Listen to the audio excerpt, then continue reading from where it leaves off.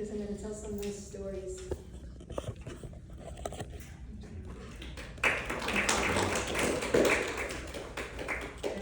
And because as you know, Janmashtami is coming, the day of Krishna's birth, and so we're just a few weeks away from that. And Pandit Sridhar Prabhu asked me to speak about some of the events leading up to Janmashtami. He said if you could tell some pastimes of Krishna that have to do with Krishna, but it's not Janmashtami yet, so don't talk exactly about Krishna's birth, but maybe something like, building up to it. So then I made this PowerPoint presentation.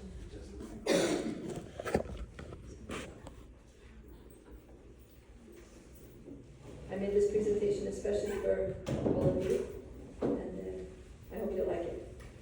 So, Krishna appears, the narration of Krishna's appearance is found in the 10th canto, but the events leading up to it, they come much earlier in the Bhagavatam. So, we're going to start from somewhere in the 8th canto.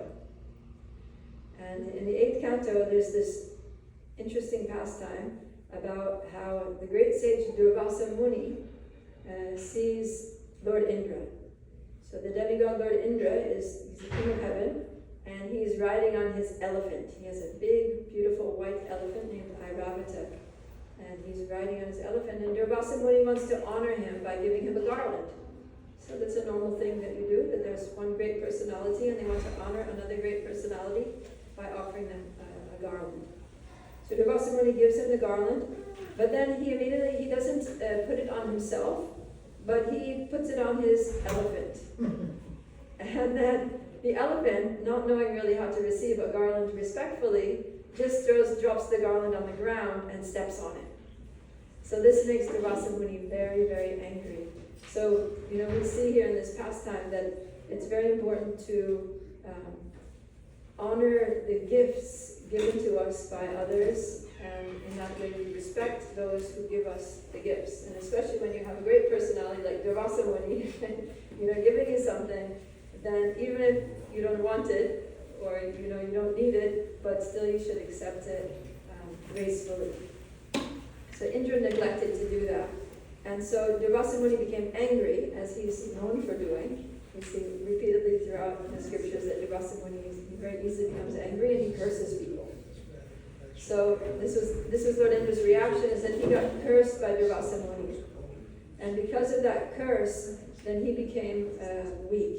He lost a lot of his strength.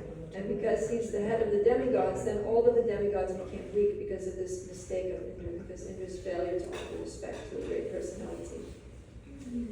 So at that time, all the time, there's tension in the higher planets between the demons and the demigods.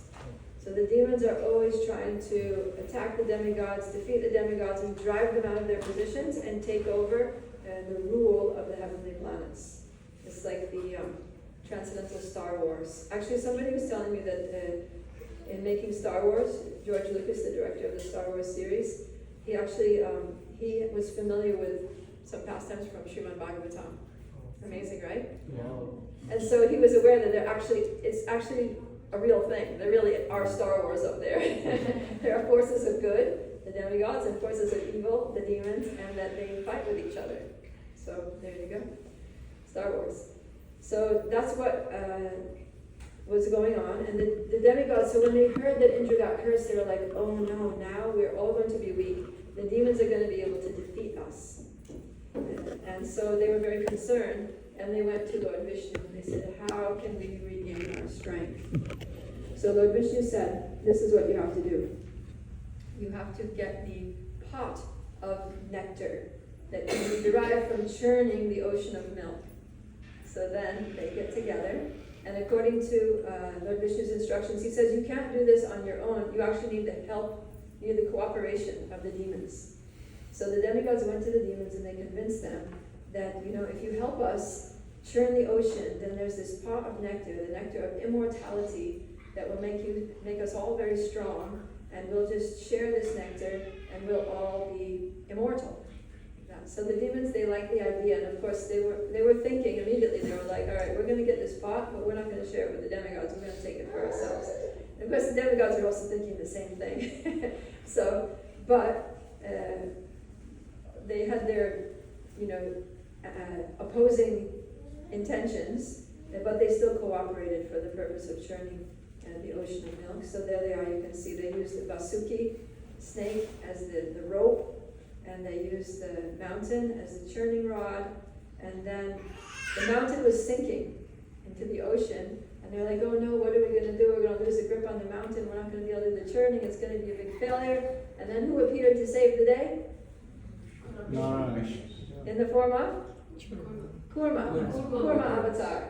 Right? Lord Vishnu came in the form of a turtle, and he went down, the turtles that go into the water, they can swim. He went down there and he sat on the bottom of the ocean floor under the milk water, under milk, you'd say underwater, but it was under milk.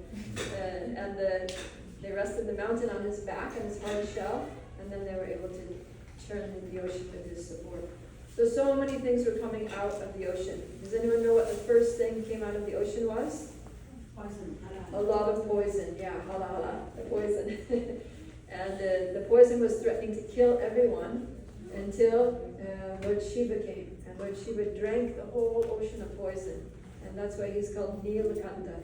That he has the blue throat, because he drank it, but he didn't swallow it down to his stomach. He held it in his throat. And then by his purity, he neutralized all the poison so that it wouldn't have any effect. But at that time, some little drops of poison, he was holding it in his hand like this, and some little drops were falling. And from those drops of poison, we get all the poisonous snakes and scorpions and venomous creatures like that. So it all comes from this event of churning the milk ocean. So many things came out after that, and then finally the nectar came out. A great effulgent personality arose out of the water with a pot of nectar, and then the demons rushed forward and they snatched the pot of nectar. They said, "It's ours!" And then they wanted to just keep it and drink it and not share with the demigods. So the demigods, they were like, oh no, we did this whole endeavor under the guidance of Lord Vishnu, and it's totally backfired, because now who's going to get strong is the demons and not us. And we're already weak, and now we're going to stay weak, and they're going to get stronger, and we're going to get obliterated, and it's going to be all over for us. So they're very worried. They prayed to the Lord, and then the Lord came in a very, very unique form, in the female form of Mohini Murti. So Krishna is all attractive, right? Krishna is the most beautiful personality in the whole material and spiritual worlds. And it's said that out of the two forms, male and female, just generally speaking, the female form is more attractive. So when the all-attractive male comes in a female form, it's even more attractive than his original form. And so Mohini Murti was just so beautiful that as soon as the demons saw her, because the demons tend to be lustful, they saw her and they were just like, whoa. They were just stunned. And they forgot everything. They forgot why they were there. They forgot what they were doing. And they were just like, ooh, la, la. Who is that woman? And then she started sweet talking them. Oh, you demons, you're such great heroes. And you've got this pot of nectar. You're so fortunate. You're so blessed. You're so powerful. She was flattering them. And the more she was flattering them, the more they were becoming enamored with her, because not only was she beautiful, but her words were also very sweet and attractive. So they just became completely enamored. And then she said, demons, I'm so happy for you that you've got the nectar. But you know what I'd like you to do is just give it to me and just let me distribute it. So because, she had them totally wrapped around her finger at this point, they were like, sure, whatever you want. Beautiful. And they just handed over the nectar to her. And she's like, thank you very much. Now you just sit there quietly. I'm going to give just a little bit to the demigods first. And then after, I'll give all the rest to you. So then the demigods all lined up. You can see they're sitting there in a line. And she's distributing to all the demigods. And she has no intention to give any to the demons. There was one demon that was very clever. And he disguised himself as a demigod, and he sat in the line of the demigods, and he got a little bit of the nectar. She poured it in his mouth, but as soon as it went into his mouth, they realized that he was a demon, And another form of the Lord came, this form named Ajita, who was on the scene there. He said, wait a minute, that's a demon. And before he could swallow it, the Lord cut off his head. So the nectar of immortality stayed in his head, so his head was immortal, but the rest of his body was dead. And so that head became a planet in space. It became the dark planet, which is known as Rahu, which is a planet that has what do you call it, malefic influence on people whenever, if you're going through your Rahu period, it's usually a difficult period astrologically for you. So that's Rahu's influence. He makes everything difficult because he's a demon. So anyways, that was the end of Rahu. And then, the demons didn't get any of the immortality. The demigods got all of it. So then they became very strong. And when they were strengthened by that nectar, then their confidence increased, and they're like, all right, now we're going to attack the demons. So then there was a big battle that ensued there in the higher planets, and the demigods just pulverized the demons. They were killing them right, left, and center. And so the remaining demons who weren't killed, they just fled. They fled away. So this is all in. The reference here is Srimad Bhagavatam 8, chapter 10 is all about this battle and what happened. So now the remaining demons, they were defeated, and they were basically homeless. They didn't have anywhere to go because they weren't able to occupy any of the higher planets because the demigods had driven them out, and they were just wondering, what are we going to do? We need to regroup, we need to rebuild our forces and strategize and retaliate against the demigods and try to win back our positions. So they were thinking, where are we going to go? And from the higher planets, they're looking around the universe for some suitable place for them to assemble and regroup and build up their strength. And they saw this beautiful little planet just floating there, innocent little planet. It wasn't a higher planet that anyone was too concerned about, but it also wasn't a lower planet that was too difficult to live in. It was just right in the middle, nice middle planetary system, Bhuloka. And they thought, perfect. That's the perfect place to set up camp and build up armies and rally ourselves to go and attack the demigods again.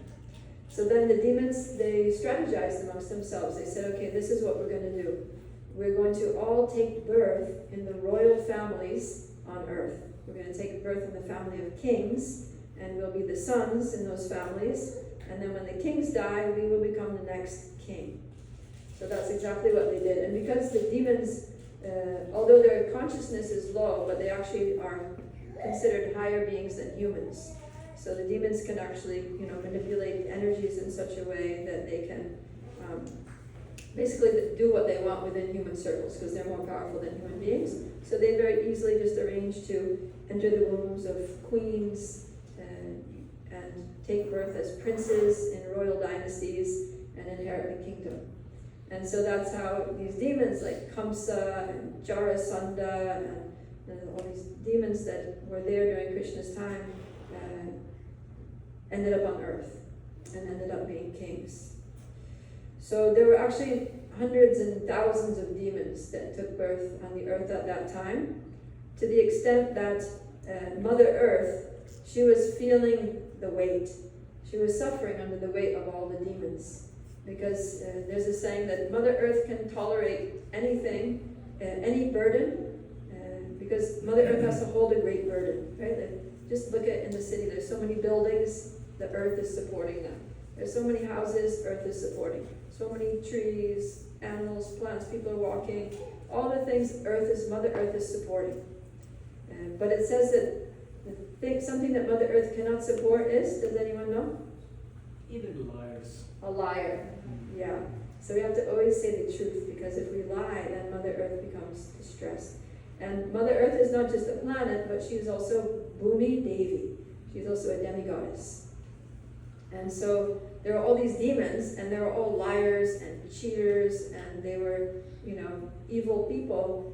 And there were so many of them. Mother Earth was just like, I can't take it anymore. I cannot bear the weight of all these demons on the surface of the earth.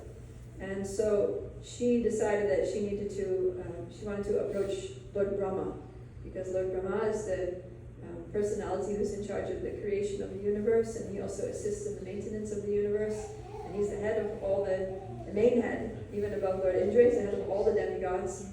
So Mother Earth, she decided to approach Lord Brahma for help. And to do that, she took the form of a cow. You see here that she's there, folded hands of demigoddess Bhumi Devi, but also there's a cow. So she took the form of a cow because everybody loves cows. And everybody cares about cows and wants to protect the cows, at least all the demigods and devotees. So the demigods are also devotees. So devotees have a soft spot for cows, right?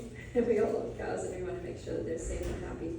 So she thought, I'll take the form of a cow, and then I'll go there to the demigods and they'll be inclined to protect me. So she goes there, and Lord Brahma listens to her complaints, and he rallies together all the demigods, and they go to the ocean of milk, where Lord Vishnu resides. So there's a planet within this material universe, which is a spiritual planet. It's called Svetadvip. And there's an incarnation of Lord Vishnu, Kshiradakshaya Vishnu, who resides there, and he rests. You can see in the picture he's resting on his serpent bed, Anantashesh, and he's just lying there in the ocean of milk. And he is very instrumental in maintaining the balance and religiosity on the earth, or within the universe in general.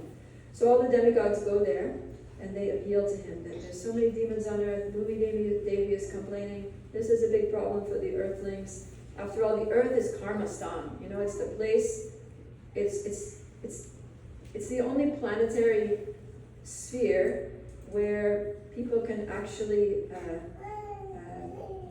make their destiny. Okay, so this is the place where destinies are created, right? Because on earth, if you perform good activities, pious activities, devotional activities, then you'll be promoted. Right? If you perform pure devotional service, you can go back to Godhead from the earth. If you perform just good karma, good activities, like digging wells and opening hospitals and giving to charity and doing your duties responsibly like that, then you can go to the higher planets, heavenly planets within this universe. But if you go to the heavenly planets in this universe, then you're enjoying a good life, a lot of happiness, a lot of material enjoyment, but that's diminishing the results of your good karma. And when your good karma is all spent, then you have to go back down to earth just to build up your karma again, or be a devotee and go back to Godhead. Alternatively, if on earth you perform a lot of bad activities, like, killing people and hurting people and stealing people's money and lying and cheating and all the, evil things, then you get bad karma, and then in the next life, you go downward. You go down to lower planets or lower species or hellish planets, and you have to suffer. But by suffering, then it's diminishing the results of your bad karma, and then when all the bad karma is burned off, then you come to zero again, and then back to earth. So earth is very important. And I don't know if the demons knew this when they decided on it as they're making it their Death Star, their planet from which to build their demoniac base. But the earth is a planet to which the Lord pays a lot of attention, precisely because it's the planet where Dharma has to be upheld. And because by the principles of Dharma, the religious principles, people can make advancement, they can become liberated from the cycle of birth and death, and they can go back to Godhead.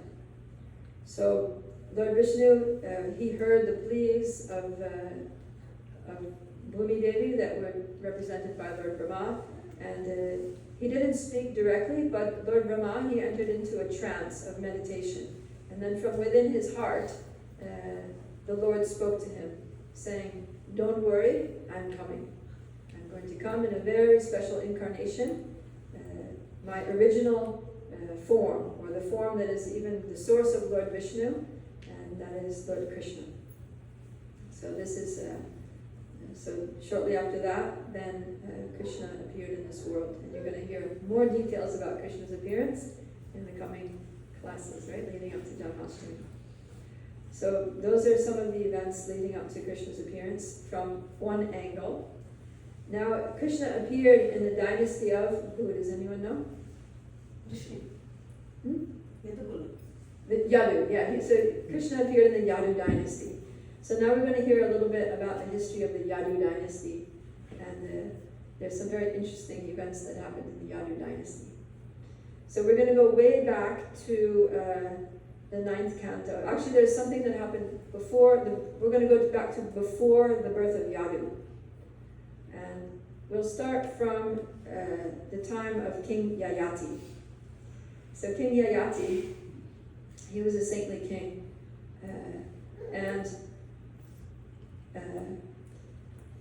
So one day he was out hunting, as kings did during that time, because they had to fight. They had to know how to use weapons, and so sometimes they would go out hunting just for the sake of practicing their use of weapons. So he was out hunting one day, and he became thirsty. And so he went to a well. He saw there's a well over there. So, let me go to the well, and maybe there's a rope with a bucket there, and I can bring up some water and quench my thirst.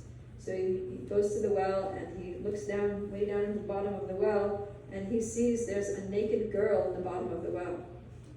So how did that girl get to the bottom of the well, and why is she naked there?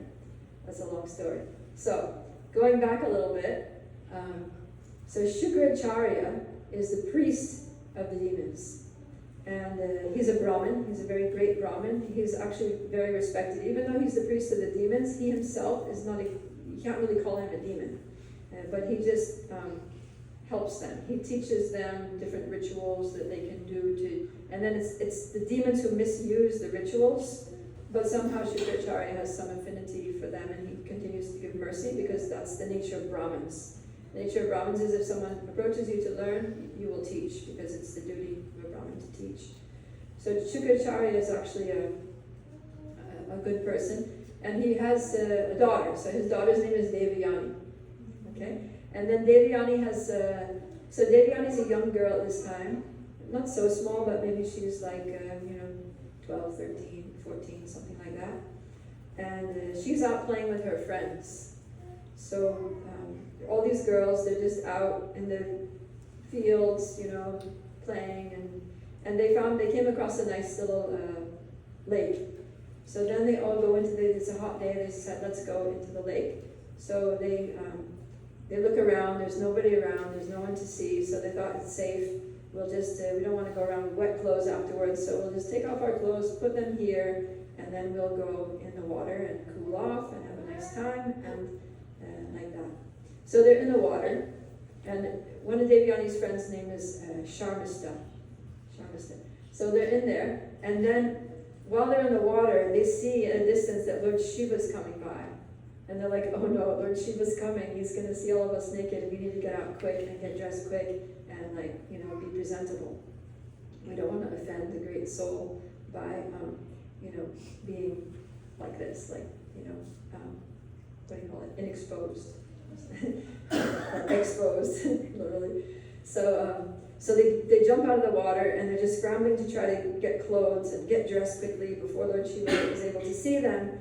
And by mistake, Shamista puts on the dress of Devayani. So Shamista is born in a Kshatriya family. Her father's a Kshatriya, so she's a Kshatrini.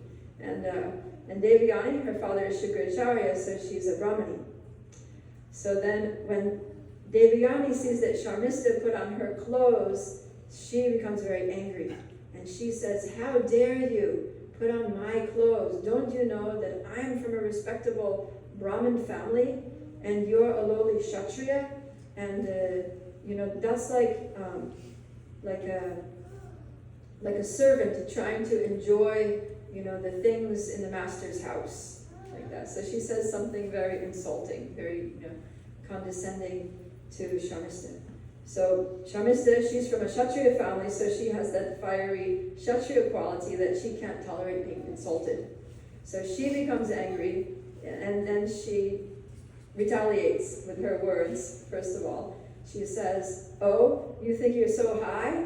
You Brahmins are just like beggars, and you come to my house like crows begging some crumbs from our plates. like that. And she says that, and she doesn't just say that, but then she pushes Devyani into this well. And because she was wearing Devyani's dress, Devyani didn't have time to get dressed, so she's naked in the bottom of the well. Okay, so all the other girls, they get scared. They're like, we're all going to get in trouble now because her father is Shukra Acharya. He's like one of the most powerful Brahmins known. And if he curses any of us, we're like done for. So they all just fled. And then left poor Devyani there in the bottom of the well naked. Okay, so then Yayati comes. And he wants water, and he sees the girl. So then he's like, oh my God, there's a naked girl in the well. And he's a gentleman. So he doesn't stay looking, he just looks the other way, and he takes off his chadar, and he throws his chadar down to the well, and he says, here, put this on, cover yourself. And so she wraps it around her. You can see in the picture, she's got it wrapped around her. And then he reaches down, and he manages to get hold of her hand, and he pulls her out of the well. So then now that she's standing there outside of the well, she's holding the king's hand, and he's very handsome, very powerful, he's a king. And then she tells him something that's quite shocking to him. She says, now that you've accepted my hand, that means that you've accepted me as your wife. And he's like, oh? But you're a Brahmin and I'm a Kshatriya, that doesn't work out, because in those times they were very particular about, the Varna combinations, and it was okay for, a Brahmin man to marry a Kshatriya girl, but not vice versa. That was called pratiloma, that was considered to be a bad match. But there's another backstory here. So Devyani knew that she was never going to be able to marry a Brahmin, because her father, when she was younger, her father had a class of boys who were coming. He was teaching these boys, Vedic knowledge and shlokas and all these things, and they were coming his students. So she kind of had a crush on one of his students whose name was Kacha. But this boy, because he was so respectful towards his guru, Shukracharya, he actually considered that the daughter of the guru was equally as worshipable as the guru. And he said that there's no way that I can, marry you because, I just see you as my worshipable superior. And I can't see you as my wife. So then she felt rejected. And she ended up cursing him. I can't remember what the curse was. But then when she cursed him, then he counter-cursed her and said that you will never marry a Brahmin. So she knew that she wasn't going to be able to marry a Brahmin. She had to marry she wasn't going to go down for Vaishyas and Shudras. So she thought it has to be a Kshatriya. So here she was, alone, holding the hand of this handsome Kshatriya king, and she was like, you have to marry me. Okay, so then he says, all right, we need to talk about this, but at first I need to just get you home. So he takes her home to her father, Shukracharya, and then she tells Shukracharya everything that happened. And she says she's very upset with Sharmista for insulting her and pushing her into the bottom of the well. And of course, anybody who has children here knows how upset the parents get when they hear that their children were mistreated. So Shukracharya was also very upset about the whole thing, and he and Devyani marched straight over to Sharmista's house, knocked on the door, and then Sharmista's father answered the door, and he paid his obeisances to Shukracharya because he was the worshipable head Brahma of the Brahma community there. And he said, yes, what can I do for you? And then Shukracharya said, your daughter has offended my daughter, and she needs to rectify the situation. She needs to do something. So then Sharmista's father was so worried that Shukracharya was going to curse him that he said, whatever your daughter wants my daughter to do, I'll make sure that she does. So then Devyani said, okay, so this is my request, that I'm going to marry King Yayati, and we're going to live together in a beautiful palace, and Sharmista and all of her friends, her sort of maidservants, because in Kshatriya family the princesses all had their maidservants. So Sharmista and all of her maidservants, they need to come and live in the palace with me in the servants' quarters and be my slaves for the rest of their lives. So Sharmista's father, out of fear of Shukracharya, said, so be it. So that happened. And then Shukracharya said, so he spoke to Sharmista and he said that, okay, we'll accept this arrangement and we're happy that you're agreeable to the arrangement, but there's an additional condition that I need to set for you, and that is that you won't be able to have a child with the king, because, because sometimes that happened, is that if the servants, the female servants that were living in the palace, they wanted to have children, they would approach the king, and then the Kshatriya Dharma is that if a woman approaches you, then you have to basically fulfill her needs in that sense. So Sharmista was told, and also Yayati was told, that you two are not to have any intimate connection, although she's living in the palace. So they agreed on that. Okay, so years went by, and Devayani had a child, and she had a son, and his name was Yadu. So when Devayani had a son, then Sharmista became very sad that she was not able to have a child, because she saw the little boy running around, and Devayani holding him and having all this motherly affection, and she was just feeling like, oh, am I just going to be a barren spinster and never be able to have a child? And it was an intense desire that she had. So she waited until the opportunity arose, and she approached King Ayati, and she was begging and crying and begging, please give me a child, please, I want to have my own child. And so Yayati finally, although he knew, what he meant, he didn't forget the instruction, but he was just he was also attracted to Sharmista, and he felt sorry for her. And so, in due course of time, Sharmista gave birth to her first son Puru, and she actually ended up having two more sons after that. So Devayani had her two sons, Yadu and another one, and Sharmista had Puru and two others.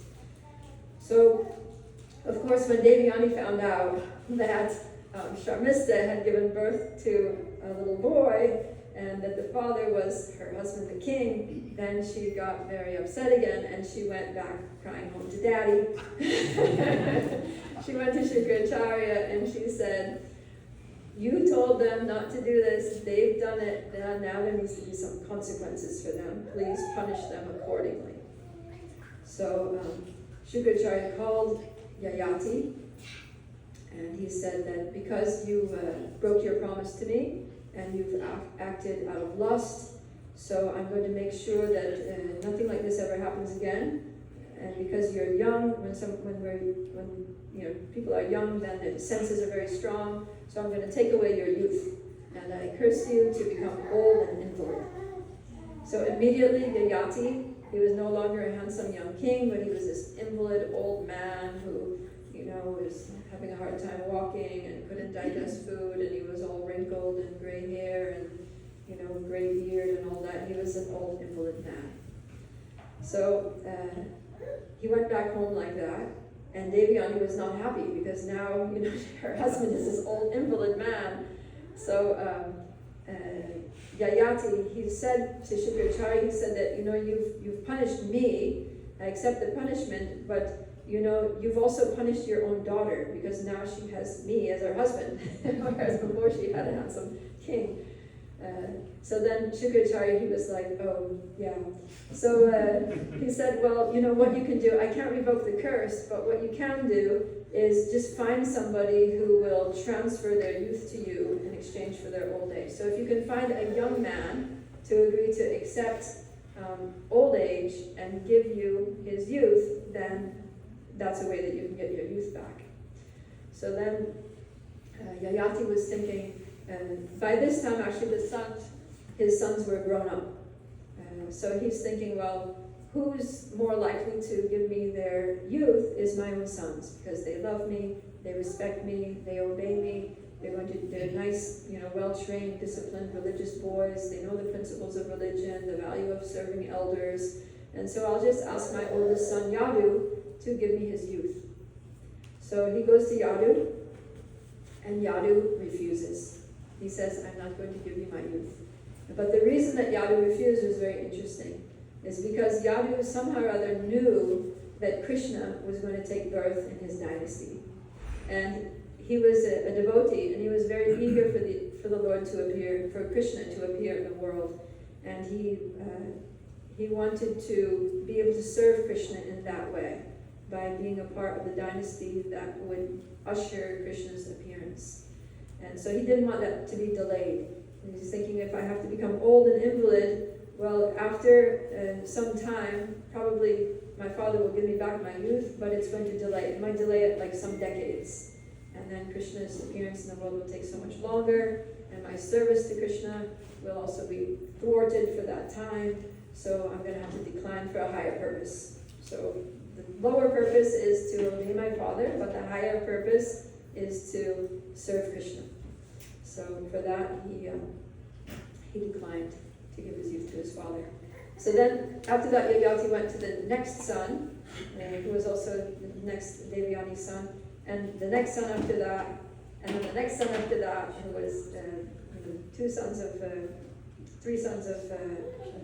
Chandrasta, and they all refused. It was only the youngest son, Puru, who agreed to accept youth. Oh, I forgot to advance the slides here. Okay, so Yayati got cursed to become old. So there he is, old. And then after that, he went to ask. So finally, Puru agreed to accept his father's old age.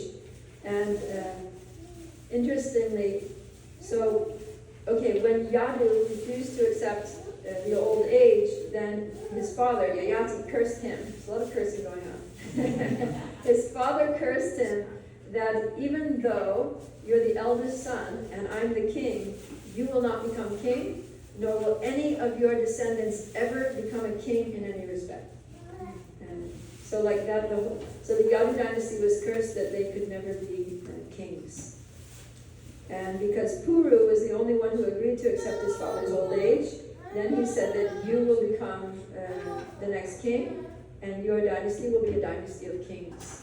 So Puru's dynasty, generations later, became the Kuru dynasty. And the Kuru dynasty was, of course, the dynasty of the Kauravas and the Pandavas, and they were all kings, right? There was Pandu, and then Dhritarashtra, and then Duryodhana, Maharaj Yudhisthira, they were all kings. So, and actually it's interesting because it was a known thing that none of the Yadavas, so the descendants of Yadu called the Yadavas, so none of the Yadavas could become kings. It was known. It was known among Kshatriyas of the time because the Yadus, they were extremely powerful. They were powerful, so it was almost like strange that they couldn't become kings because they were so noble, they were so strong, they were so skilled, they were so knowledgeable. They would have been the perfect kings, but because of the curse, they weren't able to. And so, the Kshatriyas, they're very, chivalrous, and like one Kshatriya, they kind of sometimes instigate each other. So Arjuna was in the Kuru dynasty, and he was a Kshatriya. Yudhisthira, his brother Yudhisthira, would become king. But he was friends with Krishna, right? They were the same age, and they were childhood friends. And in their childhood, then Arjuna would actually sometimes tease Krishna by calling him a Yadava. And just like, who are you? I'm in the royal family, you're just a Yadava. You're just like that. So later in the Bhagavad Gita, when Arjuna asks to see Krishna's universal form, and Krishna shows the universal form, then there's those verses where Arjuna says, I'm so sorry that I was so familiar with you, and I was just thinking of you as my friend, and we would eat together and sit together and sometimes just lounge on the same bed together, and I would call you my friend, and I would even tease you calling you Yadava. I'm so sorry, I didn't understand who you actually are, that you're the supreme personality of Godhead. So I found it interesting actually that Krishna appeared in a dynasty in which so many kind of scandalous things happened. And I mean, I started with King Yayati, but even before that, there was Pururava, who was a king, and he had this extremely scandalous, affair with a Gandharva from Gandharva Loka named Urvashi, And I won't go into the details of that because it's just like a real mind bender. But suffice it to say that it was extremely scandalous. And Puruvarava's son or grandson was Nahusha, and he also did a lot of nefarious things. And it was Nahusha who was the father of Yayati. And Yayati himself got himself into trouble. So, so Krishna appeared in this dynasty in which there were so many just strange events that are, what do you call it, censorable, maybe, somewhat X-rated, and not what you would think of as noble religious, life. And it gets worse after that because there continue to be family problems in Krishna's family members, right? Like we know that his mother, Devaki, there were threats on her life by her own brother. And then later, Krishna's 6 older brothers were all murdered. And then after that, Krishna himself, he was born in jail. So it seems extremely problematic. Right? Imagine if in your family, someone wanted to kill your mother and actually had a hold of her hair and was holding a knife to her throat. That's like a crisis. That's like a great calamity, right? And then after she gets thrown into jail, her babies are all murdered on the day of their birth. It's like terrible, right? It's like a nightmare situation. And then finally she has the babies born in jail. Can you imagine a baby being born in jail? You think it's not a really good situation for a baby to take birth in. But that's how Krishna appeared in this world, and that's the dynasty that he appeared in. So I was kind of reflecting on that and thinking, what is Krishna teaching us? What is he demonstrating by taking birth in the Yadu dynasty, taking birth in this kind of scenario? Because he's the Supreme Personality of Godhead. He's the supreme controller. He could arrange an idyllic situation for his birth. Like a beautiful palace, with parents, with completely safe and everything peaceful at home, and generation after generation of spotless characters and religious behavior, and pure devotees and like that. But that's not what he did. And so I was thinking, why does Krishna choose to manifest in this kind of this family line of situations? And I was thinking that one thing that we can learn, one thing that we see from this is that Krishna can appear in any situation at all. And that also applies to us. So in our own lives, we may also have family problems. There may be issues and events in our family that are not very savory, right? Or, maybe our own consciousness is not great, right? We may also be struggling with lust, with greed, with anger management, with envy or something like that. But Krishna can still appear. Krishna is completely independent. He doesn't set all these parameters, like it has to be perfect, you have to be of ideal character, your family has to be exalted and free from any sinful activities before I can manifest in your life. He doesn't say that. And he shows us that we don't have to wait until our life situation is ideal.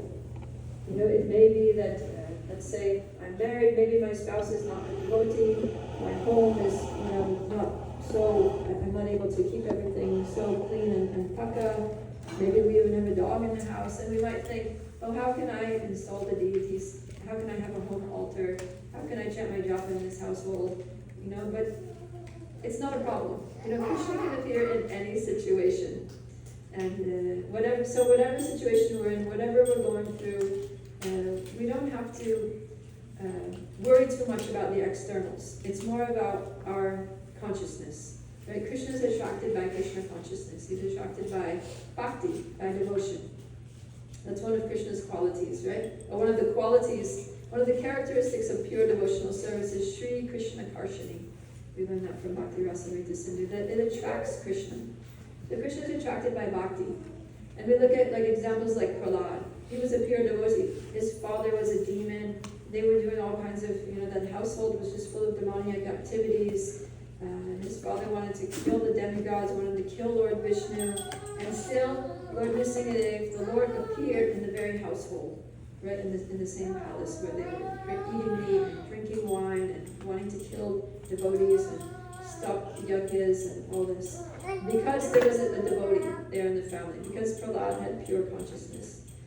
So in the same way, if our consciousness is good, if we're sincerely wanting to have Krishna in our lives in some way, shape, or form, then Krishna will agree to be present in some way, shape, or form. He'll manifest to us through the holy name, or we'll be able to feel his presence, his love, his mercy, his protection, no matter what our external situation is. So I thought that was very encouraging, very comforting, right? And also when Krishna comes, another thing that we see is that Krishna is willing to basically take any role in our lives that we need. So whatever it is that we need, Krishna is happy to serve his devotees. Right? Krishna is Bhakta Vatsala. Bhakta Vatsala means he's favorably inclined towards his devotees. But another word name for him is Bhakta Vashana. It means he's controlled by the love of his devotees. So Krishna is actually very humble. He's willing to take a humble position and do whatever is the needful in his devotees' lives. So we see that, for example, in the house of Nandaraj, he's carrying Nandaraj's shoes on his head. We see that on the battle of Kurukshetra, he's driving the chariot of Arjuna. So that's like a Shudra position. Like Karna, he was born in the family of a chariot driver. His father was a charioteer, and because of that, he was considered a Shudra, and he was not allowed to take part in the Swayamvar ceremony of Draupadi. And he was excluded because he was considered of low birth. But then Krishna, he took the position of a chariot driver, even though it's considered a lowly position. But he's happy to serve his devotees. He's happy to take any position to help his devotees out. And we also see that sometimes Krishna would even take the humble position and bathe the feet of a poor brahmana like Sudama, who was his friend. Also during the Rajasuya Yajna of Maharaj Yudhisthira, out of all the different services that Krishna could have performed at the yajna, the service that he volunteered for was washing the feet of all the guests. And they weren't all Brahmins, they were all kinds of people that were coming to that yajna, and Krishna was receiving them and washing their feet and drying their feet and greeting them like that and letting them go and sit down comfortably at the yajna. And then, so Krishna takes the humble position in like practically every relationship, in the friendship relationship, in the parental relationship, in servant relationship, and even in Madhurya Ras, even in his relationship with the gopis, he takes the form of he comes in disguise as a sannyasi beggar, singing a song and begging for the love of Srimati Radharani. So Krishna, he's very humble, he's very sweet. He's not, although he's the Supreme Personality of Godhead, he's like the ultimate leader, but he's not insecure about his position. Right? Someone who's in a position, but they're insecure about their position, then they're always worried about, someone threatening them, threatening their position, and they always have to maintain their position of like prestige. They need to occupy the high seat. They need to be honored all the time, because they're worried about losing their position. But if somebody's very secure in their position, then they're fine. They can take the humble position. They can go and clean the floor, and it's not a threat because they know who they are, and they know that everybody appreciates them, and they'll appreciate them even more for cleaning the floor. So that's how it is. So Krishna, he's happy to take the humble position and do whatever is required to increase the love of his devotees, to enhance the intimacy of the relationship with his devotees. And he's so humble that he doesn't even have to come in a human form. He sometimes comes as a fish, he sometimes comes as a hog or boar, he sometimes comes as a turtle, right? We just saw he took the tortoise form to help with the churning of the ocean of milk. So Krishna is very wonderful, and we're very fortunate to be able to have the opportunity to have a relationship with Krishna and learn about his appearance in this world, why he comes in this world, which you'll be hearing about in upcoming Sunday classes leading up to Janmashtami, Krishna's appearance. But I just wanted to give you a little background of some of the backstories leading to why Krishna came and how Krishna came and the family that he came in and why that family and how it's important to us, with a few lessons that we can garner for ourselves along the way. So thank you very much, and I'll open it up for any questions or comments.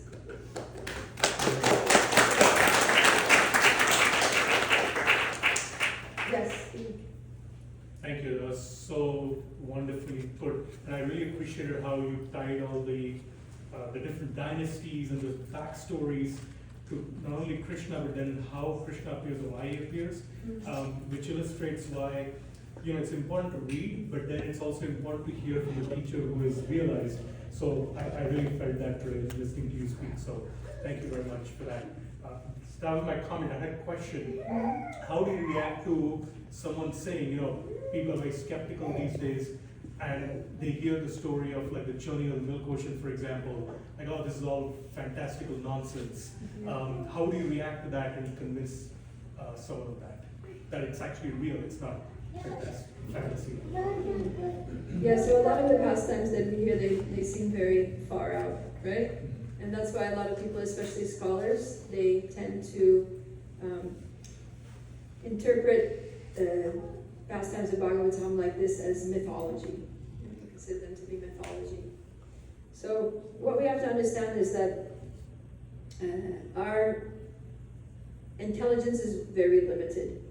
Right? Our intelligence is very limited, and often we think that we can understand everything by our intelligence, and if something is inconceivable, like if we can't rationalize it by our intelligence, then it can't be possible, right? So we limit what's possible according to the limits of our intelligence. So, but we were talking about how the higher beings in the universe that are higher than us, the demigods, the demons, there are all these different personalities, even the yakshas, rakshasas, apsaras, gandharvas, and rishis on Tapaloka, and they're all superior to human beings. So it's kind of like an ant trying to understand what we do, right? So there's like an ant walking on the floor, and he's just like chasing over some like grain of suji that fell on the floor, and trying to collect it and take it back down his little ant hole and store it for the winter. And then he sees humans walking around, and it's just impossible for him to understand, the things that we do, our motivations for doing them, different interactions. Maybe they see like a mobile phone lying on the floor, and they just see it as some obstacle that they have to climb over to get to some grain of sugar that's on the other side of the phone or something. They don't see that this is like an amazing technological device that you can use for communication all over the planet, and you can have video calls, and you can do so many things on. They just have no clue. And if someone tried to tell the ant that there's this little thing that you can do so many things with, it's called a cell phone, they'd be like, are you crazy? That's like nuts, All I know is, I walk across the floor, I get my grain of sugar, I go down my hole, and so it's like, we're like that. So when when we hear from the scriptures that, there's this ocean of milk, and Krishna's lying there, and you can churn this, and things come out, and all these mystical beings, and it's like, no, I'm just going to my job, working in the office, getting money, going to the supermarket, buying food, we're cooking, feeding the family. It's like, our life is like the ant's life, compared to these higher beings. And so we tend to dismiss things that we can't understand. But it's basically coming from pride, that we're proud of our intelligence, and we think that we have to be able to understand everything, and if we can't, then it's not reality. So it requires some humility. It requires some humility to accept that there are things that are happening out there that are just way beyond our understanding, and when we hear about it, we're just like, wow, how is that even possible? But we have to accept that there are higher forms of life, and there are higher powers, and they can do things that we can't do, and it's wonderful. And it's actually nice, it's actually, I always tell people that, sometimes, like we were saying, sometimes leaders feel threatened when there's someone in their community who's more qualified than they are. Because they'll think, oh, this person's more qualified, they're going to want my position. May not be the case, but they see it that way, right? So then I tell the person, actually, it's good for you that there's somebody more qualified than you in your community, because then, if you have some personal challenges that you're going through, if you're not sure how to handle a situation, you're struggling in your spiritual life, you can go to that person, and you can get good advice, you can get support, you have a mentor, you have a Shiksha Guru who can help you. So rather than being threatened by the fact that there are things happening in the universe that we can't understand, that there are beings higher than us and more powerful than us, we should find some comfort in the fact that these higher beings are there and that they can actually help us, right? And Krishna talks about that in the Bhagavad Gita. He says that do sacrifices, because when you perform sacrifices for Vishnu, that pleases the demigods, and when the demigods are happy, then they will bestow all kinds of benedictions, and you'll live prosperously. And so cooperation between humans and demigods, then prosperity will reign for all. Those are Krishna's words in the Bhagavad Gita. So we should think, wow, this is great that there are these personalities that can do these things, so let me act in a way that pleases them, and then they can bless me, and then I can live a happy life by their benedictions. And of course we know that we don't have to worship the demigods separately, but just by worshiping Krishna, then that's the best way to please the demigods. They're more happy when we worship their Lord than when we worship them. Right? Just like a devotee. And devotees not gonna, if you try to offer arti to a devotee, the devotee's gonna be like, what are you doing? Offer it to Krishna, offer it to the deities, to Gaura-Nitai, to Radha Krishna, not to me. So the demigods are also more happy if you worship the Lord than when you worship them. So by worshiping Krishna, we please the demigods, and these high personalities are able to bless us, and everything is good for us. So, but it requires humility. And that's why these scholars and intellectuals, they just dismiss it all as mythology because they're lacking humility. Could it be also like, for example, most of what we know today or accept as facts, we haven't personally experienced. Like, for example, most of us, I would bet, in this room have never been to the Gobi Desert, but we never questioned the existence of the Gobi Desert because we've heard from some higher authority. So these are higher authorities, like spiritual authorities, telling us about realms that we have no access to personally, but by following their footsteps, and we see other things that they're telling us, the process of bhakti, for example, it works in our life. We develop that faith and we say, okay, what they're telling us, at least we are open to the idea that yes, it can exist, it's not mythology. Yeah, that's good. Yeah, that's also a really good argument. Thank you. Okay, something else? Yes, right there. Krishna, thank you so much for the class. Since we are creating the material world and creating our destiny, and what is the path, spiritual path, which we can apply day-to-day life to purify ourselves and we get progress and traction in devotional life to the Lord. So what is the path? What is the process for us to purify? As a family, people who have to work, taking care of ourselves, what is the path? Thank you. The activities we must do, purify our consciousness. Yeah, good question. Yeah, so here we are actually very fortunate to be on the earth, because this is the place where, as we were saying, we can determine our destiny. So our destiny right now is in our hands. How we live our lives right now is going to determine where we're going in the future after we leave this body. Or even the rest of this life in this world. A lot of factors, what we do now is going to influence our future in this life and also our next life. So we want to live our lives in such a way that we can become elevated. And then we were talking about how if you do good karma, you go to the higher planets, which is great, but ultimately you have to come back down. And if you get bad karma, you have to go to lower planets and ultimately come back up. So it's kind of like a roller coaster, right? You activities, you go up here, you come back down, you go down there, you come back up, and you just stay in this up and down, around and around, a cycle of samsara, a cycle of repeated birth and death. And Krishna says in the Bhagavad Gita that Abrahma bhuvana loka puna avartino arjuna Mamupeti tukonteya punar janma nirvidite.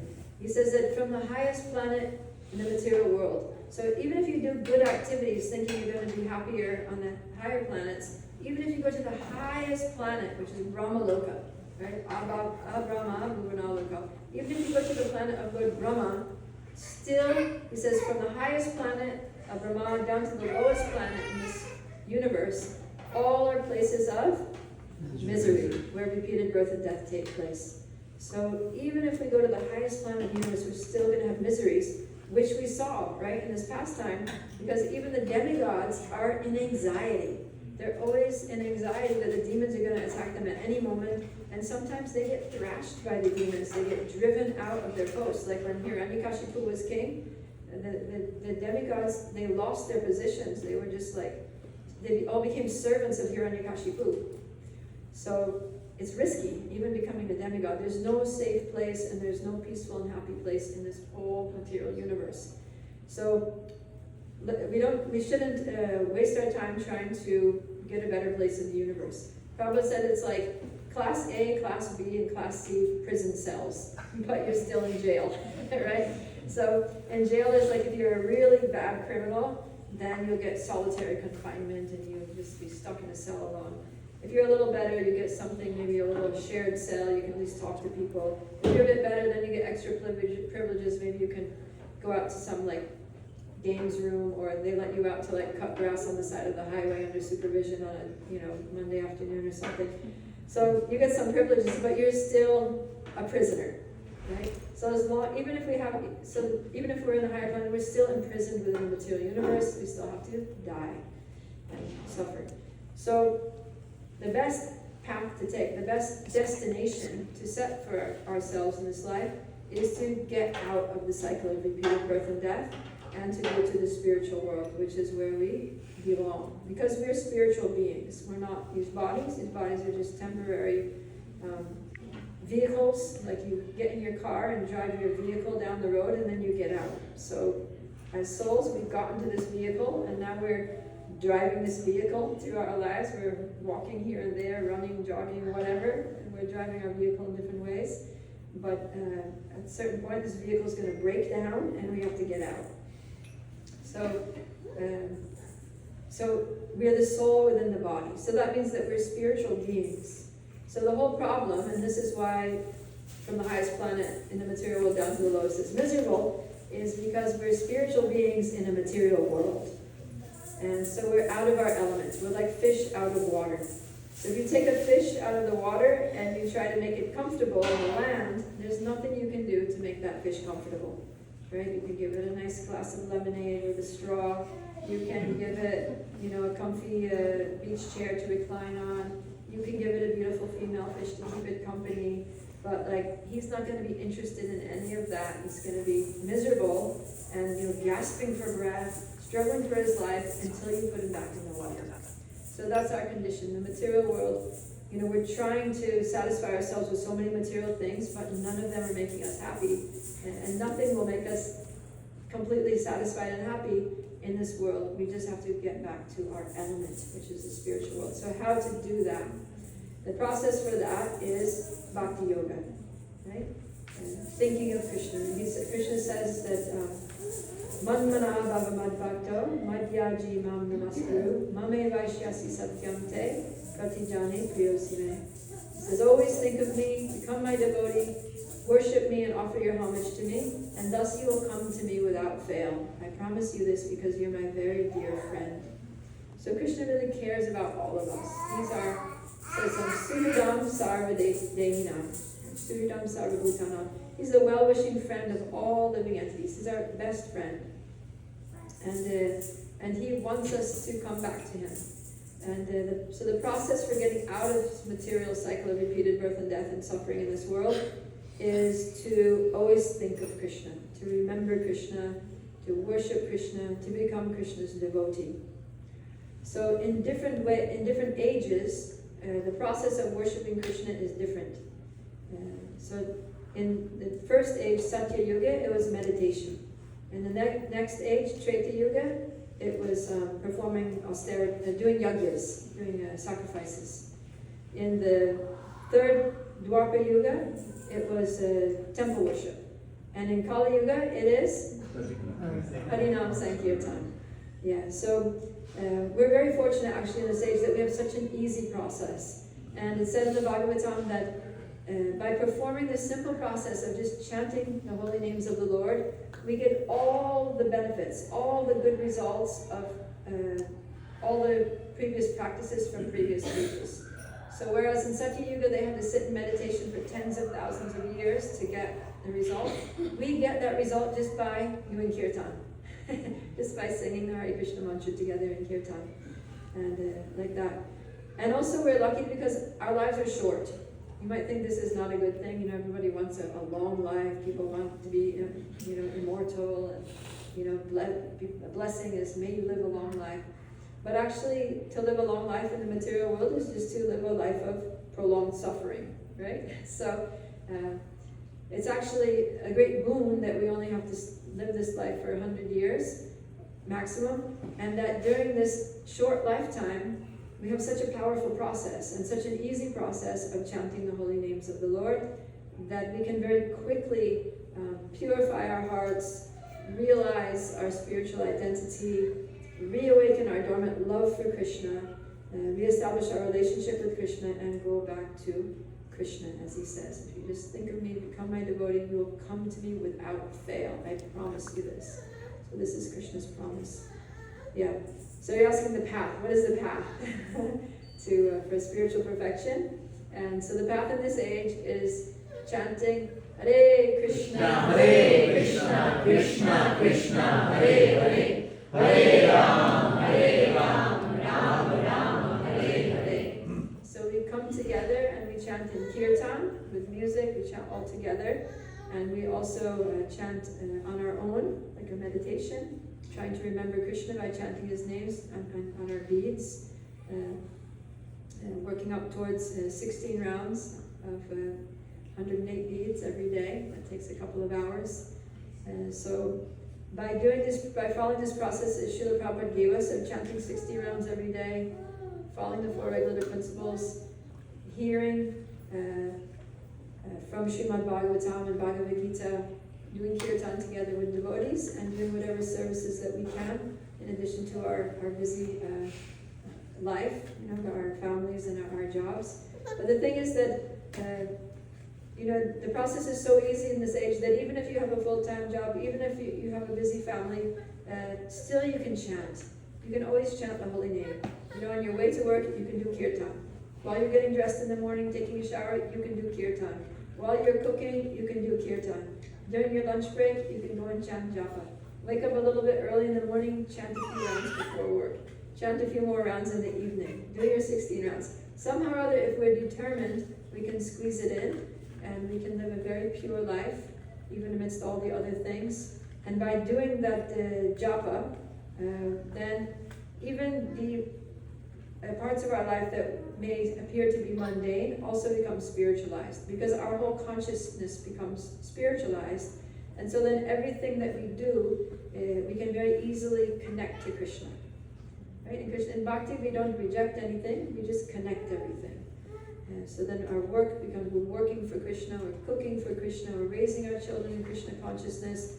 Whatever we do, like Krishna says, Yat karosi, yat ashnasi, yat johosi dadasi yat, Yat tapasyasi konteya tat kurusva man arpanam.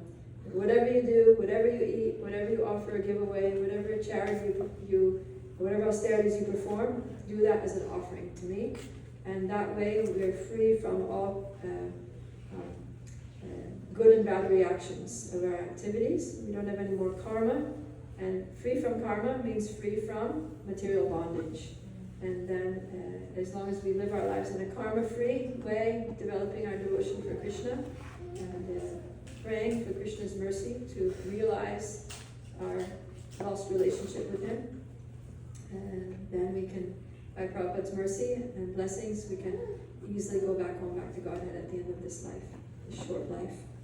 So it's a very bright future for devotees in Krishna consciousness. We just need to make sure we know the process and follow the process and get association with like-minded devotees who are also trying to follow, and that way we support each other. We get the support that we need to maintain our determination to follow this process. Because most of the world is going in a totally different direction, right? And then because we're out there in the world, we're active in the world, sometimes we become influenced by mundane values and public opinions.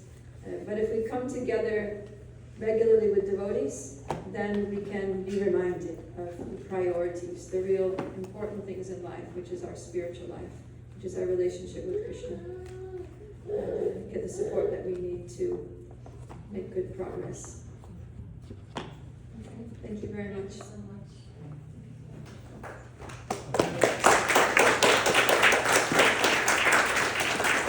Thank you all for coming and for listening so attentively.